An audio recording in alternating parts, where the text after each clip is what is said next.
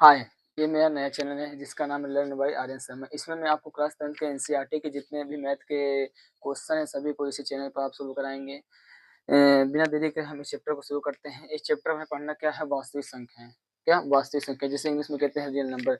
अब ये वास्तविक संख्याएँ कहते किसे हैं? तो इसके अंदर 2 संख्याएँ आती हैं। इसके अंदर 2 संख्या पहले तो हमारी होती है परमेय और दूसरा अपरमेय।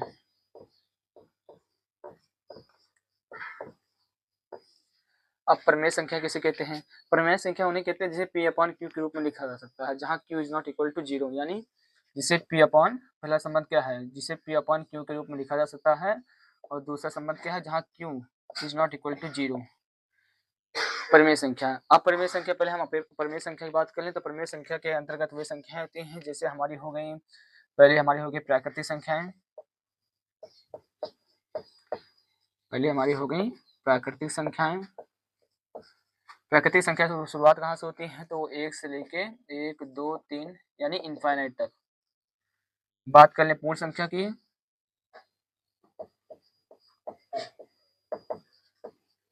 पूर्ण संख्या जो होती हैं वो 0 से शुरुआत होती हैं, 0 से 1, 2 यानी इनफाइनाइट तक। उसके बाद हमारे जो होते हैं वो पूर्णांक आते हैं। पूर्णांक में वे सभी संख्या जैसे माइनस के, 2 माइनस के, यानी जो माइनस में है और प्लस में भी हैं। यानी पूर्णांक की बात करें,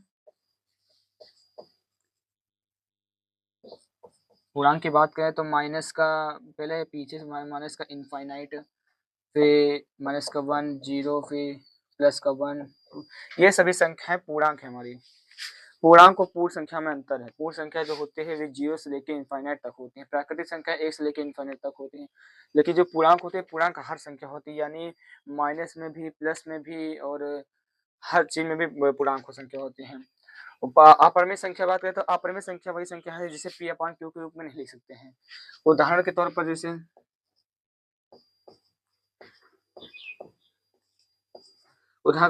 हो गया हमारा √3, √5, ये जो संख्याएं होती है ये अपरिमेय संख्या के अंतर्गत आती हैं।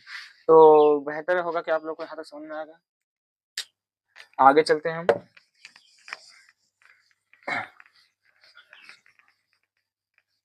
आगे हमें पढ़ना, पहले हम इस चैप्टर में बेसिक है, इसमें चैप्टर में है क्या ये पढ़ लेते हैं।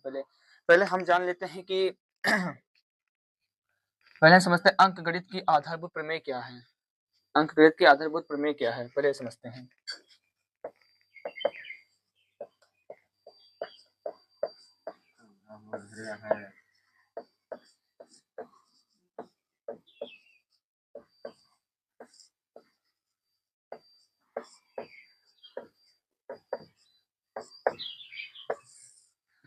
अंकगणित की आधारभूत प्रमेय क्या होती है? यानी अंकगणित के आधारभूत प्रमेय में ये संबंध होता है कि भाज्य संख्या जो होती है हमारी, जो हमारी भाज्य संख्या होती है, भाज्य संख्या, जो हमारी भाज्य संख्या होती है वो हमारे अभाज्य संख्याओं के गुणनफल के बराबर होती हैं।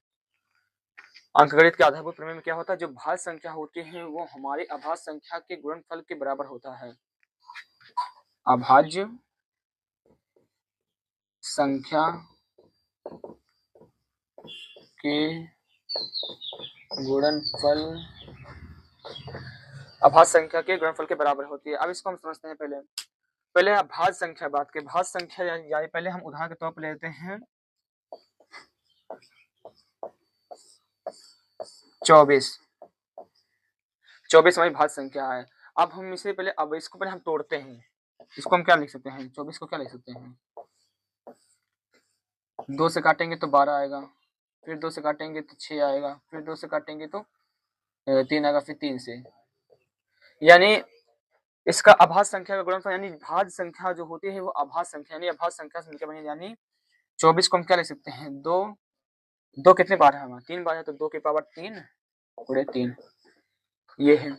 यानी जो हमारी भाज्य संख्या होती है वे अभाज्य संख्या के गुणनफल के बराबर होती हैं। इसमें समझना है। इसके आगे बढ़ते हैं हम।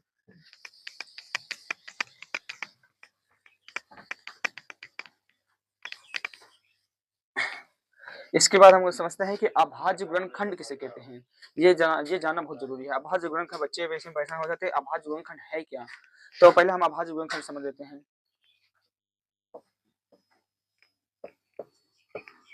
अभाज्य गुणनखंड। अभाज्य गुणनखंड समझते हैं। अभाज्य गुणनखंड में होता क्या है, जो संख्या हो तो उसको तोड़ना, यानी कोई भी संख्या उसको तोड़ना, वही हमारे अभाज्य गुणनखंड कहलाता है। जैसे अब हम बात कर लें, जैसे हम बात कर लें 36 की। अब 36 हमारा जो होता है वो भाज्य संख्या, अब इसको हमें तोड़ना है। इसे तोड़ें, क्या लिख सकते हैं, 36 को तोड़ें, 2 से काटेंगे तो आएगा 18 आएगा, फिर 2 से काटेंगे तो 9 आएगा, फिर 3 से काटेंगे तो 3 आएगा, फिर 3 से काटेंगे 3, यानी 36 को क्या लिख सकते हैं, 2 की पावर 2 गुणे 3 की पावर 2। अभाज्य गुणनखंड का मतलब ही हुआ कि किसी संख्या को तोड़ना, ये संख्या को तोड़ना ही अभाज्य गुणनखंड कहलाता है। अच्छा होगा, क्या था, समझ में आएगा आपको। आगे बढ़ते हैं। अब हम समझते हैं मासा और लासा क्या होता है। मासा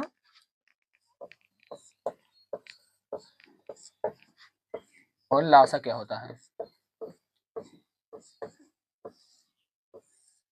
मासा लासा, बात करें मासा की। मासा, इसका हिंदी भी आपको आना चाहिए। मासा को हिंदी में कहते हैं महत्तम समापवर्तक। क्या, महत्तम समापवर्तक। महत्तम समापवर्तक।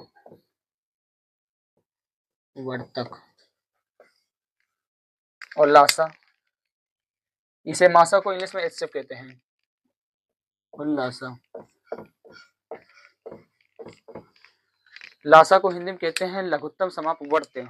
वर्तक और वर्त में अंतर है। लघुत्तम समापवर्त। देखिए, समापवर्तक और समापवर्त में अंतर है, ये समझना जरूरी है आपको। तो व्यक्ति होते हैं जो दोनों को साथ में पढ़ लेते हैं। अब आगे बढ़ते हैं हम। अब इसका पहले हम एक उदाहरण देख लेते हैं। उदाहरण के तौर पर जैसे बात करें हम,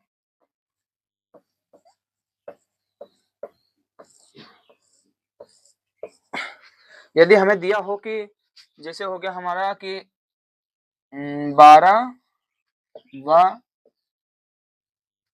व 36 का एलसीएम व एचसीएफ ज्ञात कीजिए। ये मैंने अपने ये बुक में नहीं है, मैंने अपने मन से दिया है सवाल। तो चलो करते हैं इसको, हम लिख लेते हैं 12 व 36। अब पहले हम इसका अभाज्य गुणनखंड करते हैं। इसका अभाज्य गुणनखंड करते हैं तो 12 को क्या लिख सकते हैं हम 12 को लिख सकते हैं 2 की पावर 2 गुणे 3। अब 36 को क्या लिख सकते हैं, 2 से काटेंगे 18 आएगा, फिर 2 से काटेंगे 9 आएगा, फिर 3 से 3, यानी 36 को क्या लिख सकते हैं 2 की पावर 2 गुणे 3 की पावर 2। बात करें एचसीएफ की, जिसे कहते हैं महत्तम समापवर्तक। एचसीएफ की बात करें तो एचसीएफ आपको पहचानना जो बहुत आसान है, जो दोनों में कॉमन है वही हमारा एचसीएफ होगा। जो दोनों में कॉमन होगा वही हमारा एचसीएफ होगा, लेकिन एक शर्त है कि जो कॉमन है उसकी सबसे छोटी घात वाला हमारा एचसीएफ होगा। सबसे छोटी घात वाला, यानी कि हमारा कॉमन क्या है, हमारे यहाँ 2 भी कॉमन है, 2 की पावर 2 भी कॉमन है, यहाँ भी 2 की पावर 2, यानी ये पता चल गया 2 की पावर 2 कॉमन है। तो जो कॉमन पहले इसको लिख लें, एक बार लिखेंगे 2 की पावर 2। उसके बाद देखिए यहाँ 3, यहाँ की 3 का स्क्वायर है। अब कुछ बच्चे होते हैं 3 की पावर 2, यानी इसको 3 का स्क्वायर लेते हैं, लेकिन ये नहीं लेना है। मैंने क्या बताया, जो कॉमन है उसकी सबसे छोटी घात यानी 3, सिर्फ 3, इसके ऊपर 1 होता हमेशा। तो यानी जो कॉमन है उसकी सबसे छोटी घात वाला कौन, हमारे सिर्फ 3 है। तो एचसीएफ की बात करें तो 2 दूनी 4, 4 3 12 जाए, यानी हमारा जो एचसीएफ आएगा वो 12 आ जाएगा। यहाँ तक समझ में। अब बात करें हम एलसीएम की। एलसीएम की बात करें तो एलसीएम में क्या होता है, जो कॉमन है, जो कॉमन है उसको भी लेना है, बाकी जो संख्याएं बची है उसको भी लेना है, लेकिन जो कॉमन है, जो कॉमन उसकी सबसे बड़ी घात है। कॉमन क्या हमारा, कॉमन क्या था हमारा 2 की पावर 2 कॉमन था, लेकिन सबसे बड़ी घात है, सबसे बड़ी घात है इसमें यही 2 की पावर 2 ही है। यानी हमारा जो हो जाएगा 2 की पावर 2 भी लेना है, इसके साथ जो मैंने क्या बताया, जो कॉमन उसकी सबसे बड़ी घात है, जो कॉमन उसकी सबसे बड़ी घात, यानी कि 3, देखिए यहाँ 3 की पावर 1 है, यहाँ 3 की पावर 2 है, लेकिन जो जिसकी घात सबसे बड़ी है हम उसको लेंगे, जो संख्या सबसे बड़ी उसको लेंगे, यानी 3 की पावर 2 ही मान लेंगे, 3 की पावर 2। अब 2 दूनी 4 और 3 त्रिका 9, यानी 9 चौक 36। जो हमारा एलसीएम आ गया वो आ गया 36। अब इसके आगे बढ़ते हैं हम, यहाँ तक समझ में आया होगा।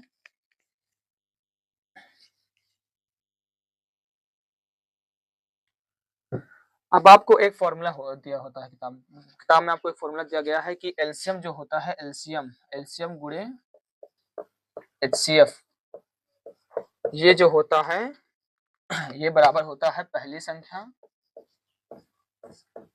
गुणे दूसरी संख्या।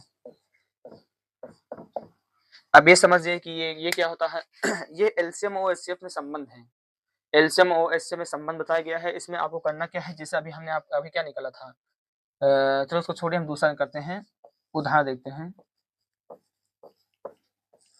जैसे हो गया, ये हो गया हमारा 12 हो गया, 12 व 9 का एलसीएम व एचसीएफ ज्ञात करना है। तो बहुत सिंपल है, पहले हम 12 का एचसीएम निकालते हैं। 12 का वो अभाज्य गुणनखंड करते हैं। पहले अभाज्य गुणनखंड कीजिए, इसको क्या लिख सकते हैं, 2 की पावर 2 गुणे 3, और 3 को क्या लिख सकते हैं, 3 की पावर 2।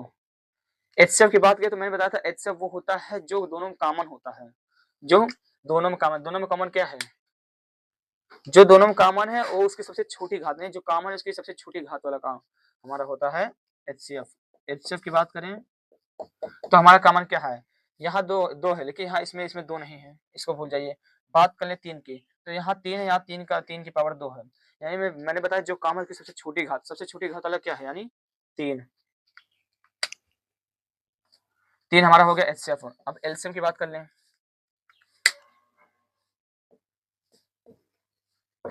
एलसीएम में बताया जो कॉमन है उसकी सबसे बड़ी घात, जो कॉमन है उसकी सबसे बड़ी घात, इसके साथ ही साथ जो संख्याएं बची हैं जो कॉमन है, कॉमन क्या था हमारा 3 कॉमन था ना, लेकिन जो सबसे बड़ी घात है 3 की पावर 2, जो कॉमन है उसकी सबसे बड़ी घात है 3 की पावर 2। उसके बाद जो बचा है हमारा, बचा क्या है, 2 की पावर 2 बचा है ना, ये भी ले लें। तो गुणा कीजिए, 3 की पावर यानी 9 गुणे 4, 9 चौक 36, यानी हमारा जो एचसीएफ है वो 3 आया और जो एलसीएम आया वो 36 आया। एचसीएफ जो आया, जब हम लोग 12 व 9 का जो निकाले थे, तो इसका एचसीएफ हमारा क्या आया था, एचसीएफ हमारा क्या आया था, एचसीएफ हमारा आया था 3, और एलसीएम हमारा आया था 2 2 4 9 तो 36 आया था, शायद 36 आया था, कितना आया था हमारा,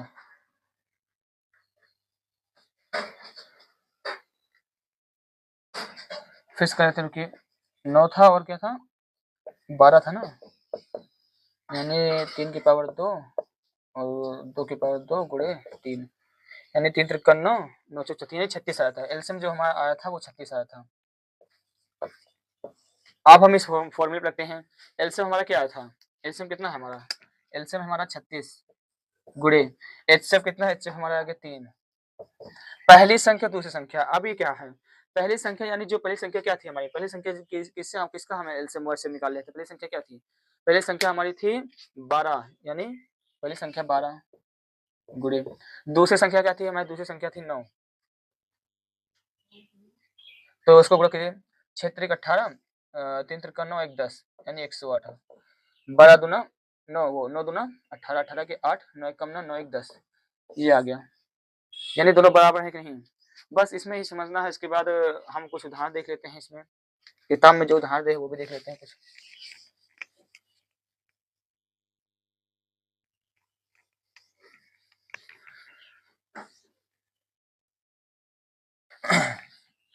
पहला उदाहरण हमारा क्या था, किताब का पहला उदाहरण,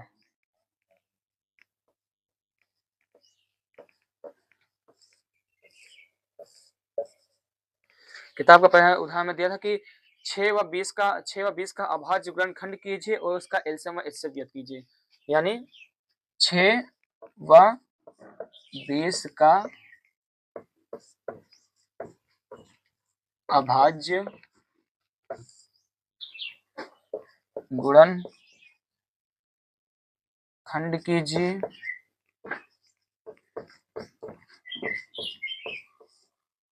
व एलसीएम तथा एचसीएफ ज्ञात कीजिए। हम इसमें एलसीएम व एचसीएफ ज्ञात करने के साथ साथ हम इसमें आपको अभी जो इसके पहले जो आपको बताया था एलसीएम व एचसीएफ में संबंध वो भी आपको बताएंगे इसमें। इस सवाल में आपको दोनों क्लियर हो जाएगा। तो हमें क्या करना, 6 और 20 का पहले अभाज्य गुणनखंड कीजिए, यानी 6 और 20 का हमें अभाज्य गुणनखंड का मतलब है तोड़ना, यानी 6 और 20 को तोड़ो, क्या आएगा 6 का क्या होता है 2 गुणे 3, यहाँ गलती होगी क्या, यहाँ 20 रहेगा। 20 को क्या लिख सकते हैं, यानी 2 दूनी 4, 4 5, ये 2 की पावर 2 गुणे 5, 2 की पावर 2 गुणे 5। अब हम बात कर लें एचसीएफ की। एचसीएफ की बात करें, मैंने बताया था पहले एचसीएफ की बात कर लें। पहले एचसीएफ में जो क्या होता है कि एचसीएफ में जो कॉमन होता है, एचसीएफ में जो कॉमन उसकी सबसे छोटी घात है। कॉमन क्या है हमारा, इसमें देखिए 2 है, लेकिन इसमें 2 की पावर 2, लेकिन मैंने कहा देखिए पहले ध्यान देखिए, यहाँ 2 है, यहाँ भी 2 है, यहाँ 3 है, लेकिन क्या यहाँ 3 है, नहीं है। यहाँ 5 है, क्या यहाँ 5 है, नहीं है। तो सिंपल से क्या समझना है, जो कॉमन है, जो कॉमन है उसकी सबसे छोटी घात, कॉमन ही नहीं देखना है, कॉमन ही नहीं देखना है, इसके साथ वो भी देखना है कि सबसे छोटी घात वाला। कॉमन हमारा क्या था, यहाँ 2 है, यहाँ 2 की पावर 2 है, यानी जो कॉमन उसकी सबसे छोटी घात, सबसे छोटी घात वाला हमारा क्या है 2 है, यानी हमारा एचसीएफ जो आ गया वो 2 आ गया। अब एलसीएम की बात कर लें। एलसीएम में क्या होता है, जो कॉमन है उसकी सबसे बड़ी घात वाला, जो कॉमन है उसकी सबसे बड़ी घात, और सबसे बड़ी घात वाला क्या है हमारा, कॉमन क्या था, कॉमन देखिए पहले कॉमन क्या था हमारा, कॉमन हमारा 2 था, इसके सबसे बड़ी घात वाला क्या है 2 की पावर 2 है, यानी इसको लेना हमको 2 की पावर 2। उसके बाद क्या है, बचा क्या, जो बचता है एलसीएम में होता है जो कॉमन उसकी सबसे बड़ी घात, इसके साथ जो बचता है उसमें वो भी लेना है। बचा क्या है हमारा, बचा हमारा है 3 गुणे 5, अब इसको गुणा कर दीजिए, 2 दूनी 4, 4 3 12 12 25 60, यानी हमारा जो एलसीएम आ गया वो 60 आ गया, जो हमारा एलसीएम आ गया वो 60 आ गया, और जो हमारा एचसीएफ है वो 2 आ गया।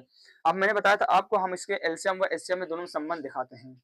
इस क्वेश्चन बस इतना कहा था एलसीएम व एचसीएफ क्या थी, लेकिन हम आपको इससे पहले जो आपको बताया था एलसीएम व एचसीएफ, एचसीएफ गुणे एलसीएम बराबर होता है पहली संख्या गुणे दूसरी संख्या, ये भी बता देता हूँ आपको। क्या था वो संबंध, क्या था एलसीएम एचसीएफ में, एलसीएम गुणे एचसीएफ ये बराबर होता है पहली संख्या गुणे दूसरी संख्या। तो पहली संख्या हम वो एलसीएम हमारा क्या आया था, अभी जब हम एलसीएम निकाले थे एलसीएम हमारा क्या आया था, एलसीएम जो आया था हमारा वो आया था 60 गुणे एचसीएफ कितना आया था, एचसीएफ जो भी हम निकाले कितना आया था, एचसीएफ हमारा आया था 2। उसके बाद पहली संख्या हमारी क्या थी, पहली संख्या हमारी क्या थी, पहली संख्या जो हमारी थी वो थी 6 थी ना, हाँ 6 थी, 6 थी, और दूसरा 20, इसको गुणा कर लीजिए, 6 दूनी 12 यानी 120, इसका क्या आएगा 6 दूनी 12 यानी 120, दोनों इक्वल है ना, बस यही देखना था। मतलब एलसीएम वो जो एचसीएफ होता है वो जो संख्या दी, मतलब जिस संख्या का हमका एचसीएफ और एलसीएम निकाला तो उनको अगर गुणा करें, उनको अगर गुणा करें उसके बाद जो उन दोनों का एलसीएम और एचसीएफ उनको भी गुणा करें तो उसके बराबर होता है, यानी जो हमारा एलसीएम व एचसीएफ का संबंध है वो हमारा सत्यापित हो गया। यहाँ तक समझ में आया, तो बेहतर होगा कि आप लोग यहाँ तक समझ में आया होगा। तो नेक्स्ट वीडियो में हम इसके प्रश्नावली के कुछ क्वेश्चन करेंगे, तो चलते हैं, धन्यवाद।